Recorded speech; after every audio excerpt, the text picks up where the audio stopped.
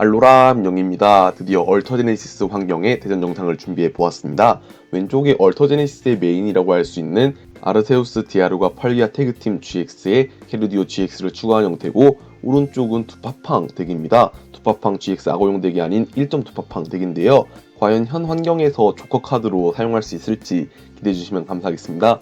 선공은 왼쪽에 있는 이제부터 아르세우스 디아루가 펄기아 태그팀 GX 덱을 삼심 GX 덱이라 부르겠습니다. 우선 혼돈의 노을을 스타디움 카드로 내려놓고 패에 있는 난천을 사용했습니다. 자신의 패를 모두 덱으로 놓고 섞은 후에 새롭게 6장을 드로우하는데요.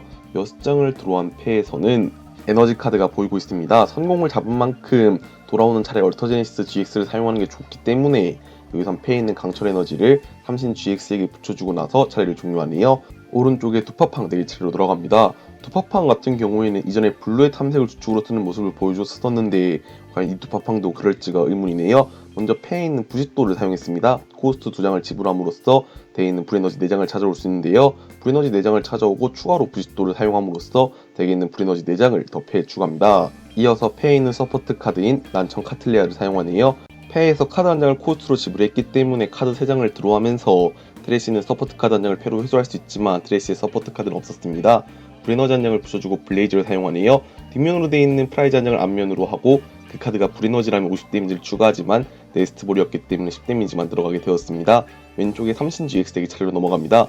패에 이미 물에너지가 보이고 있기 때문에 이번 차례 얼터제니시스 GX를 사용할 수 있겠네요. 태그코를 사용해서 자신의 덱에 있는 태그팀이라 적혀있는 카드 2장을 패에 추가할 수 있기 때문에 구즈마 할러와 난청 카틀리아를 한 장씩 패에 추가했습니다. 이어서 난청 카틀리아를 사용하네요. 코스트로 지불한 카드는 개조 햄머였습니다. 트래시에서 패로 추가하는 서포트 카드는 난천이었네요. 개조 햄머 같은 경우에는 두파팡 덱이 기본 에너지만 쓰다 보니까 필요가 없다고 생각되어 코스트로 사용한 것 같습니다. 3장을 드로우한 패에서 네스트볼이 보이고 있는데요. 우선 삼신 GX에게 기본 물에너지를 붙여줌으로써 얼터제니시스 GX를 사용했을 시에 이번 게임 동안 자신의 포켓몬이 사용하는 기술의 데미지는 플러스 30이 되고 가져오는 프라이즈 장수가 플러스 1 됩니다. 네스트볼로는 아무것도 가져오지 않고 얼터제니시스 GX를 사용하고 차례를 종료했네요. 오른쪽에 두파팡 덱의 차례로 넘어갑니다. 현재 배틀필드에 한 마리의 두파팡밖에 없기 때문에 기절하면 게임이 종료될 수 있는데요. 용족공을 사용해서 불에너지 2장을 두파팡에게 붙여주고 카드를 3장 드로우했습니다. 이어서 모험 가방을 사용합니다. 자신의 덱에 있는 포켓몬 도구를 2장까지 패에 추가할 수 있기 때문에 여기서는 이스케이프 보드와 소원의 바통을 가져오네요. 소원의 바통 두파팡에게 붙여주고 혹시나 기본 포켓몬을 낼 수 없다면 이번 차례에 삼신 GX를 쓰러뜨리는 게 중요합니다. 불꽃 결정을 사용해서 트래시 있는 불에너지 3장을 패에 추가하고 히드런 GX를 벤치에 내려놓았습니다. 두파팡의 불꽃을 섞어 쓰는 불에너지 3개 발비로 자신의 패에 있는 불에너지를 원하는 만큼 트래시하고 그 장수 곱하기 50 데미지를 줄 수 있기 때문에 6장을 트래시해서 300 데미지로 삼신 GX를 기절시켰습니다. 이렇게 되면 삼신 GX 덱이 상당히 난감해지는데요. 베스트 플랜이 얼터제니시스 GX를 사용하고 얼티메이트 레이를 사용해서 벤치 있는 포켓몬의 에너지를 부스팅해 줌으로써 게임을 이끌어 나가야 되는데 삼신 GX가 기절하면서 필드에는 에너지 한 장 붙어있지 않은 캐르디오 GX만 남게 되었습니다. 이렇게 되면은 정직하게 에너지 플레이를 할 수밖에 없기 때문에 프라이즈 격차가 더 벌어질 수 있는데요. 자신의 덱에서 기본 포켓몬을 꺼내올 수 있는 네스트볼을 첫 번째 카드는 불발, 두 번째 카드는 비크트니를 꺼내온 후에 난천을 사용합니다. 새롭게 들어온 6장에서 아쿠아 패치 같은 카드가 있다면은 그래도 승산이 있을 것이라 생각되네요. 6장이 된 패에서 패에 있는 기본 물에너지와 소원의 바통을 벤치에 있는 캐르디오 GX에게 붙여주었습니다. 아무래도 배틀필드에 있는 캐르디오 GX는 벽으로 세울 모양이네요. 오른쪽에 두파팡 덱이 차례로 넘어가서 소원의 바통을 다시 두파팡에게 붙여줍니다.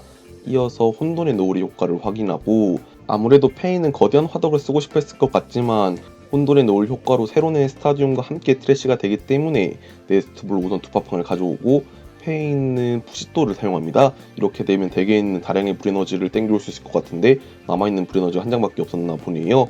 하지만 불꽃 결정을 씀으로써 트래시에 있는 불에너지 3장을 패에 추가할 수 있기 때문에 부싯돌로 가져온 한 장과 더불어서 200 데미지를 내서 캐르디오 GX를 기절시킵니다. 이렇게 되면 프라이즈 차이가 6대 1까지 벌어졌기 때문에 이번 차례 어떠한 방법을 강구해내지 않는다면은 삼신덱이 많이 힘들어할 것 같습니다. 말씀드린 어떠한 방법에서는 리셋 스탬프가 제일 대표적인 예시일 것 같은데요. 두파팡 덱의 고질적인 문제가 패에 자원이 없으면은 아무것도 하지 못한다는 점입니다. 때문에 리셋 스탬프를 사용하게 되면 팩 한 장이 되기 때문에 릴리에나 난천을 뽑지 않는 이상 행동을 멈추게 할 수 있을 것 같은데요. 우선 물에너지 한 장을 붙여주고 그대로 차례를 종료하는 삼신 GX 덱입니다. 오른쪽에 두파팡 덱의 차례로 넘어가서 패에 있는 구즈마로 비크티니를 끌어내면서 히드런 GX가 배틀필드로 나가네요. 특성으로 브레너지를 붙여주고 비크티니를 기절시킴으로써 이번 게임은 오른쪽의 투파팡 덱이 제대로 조커 카드 역할을 해냈습니다. 이번 영상도 시청해주셔서 감사하고 다음 영상도 더 좋은 영상으로 찾아뵐 수 있게 노력하겠습니다.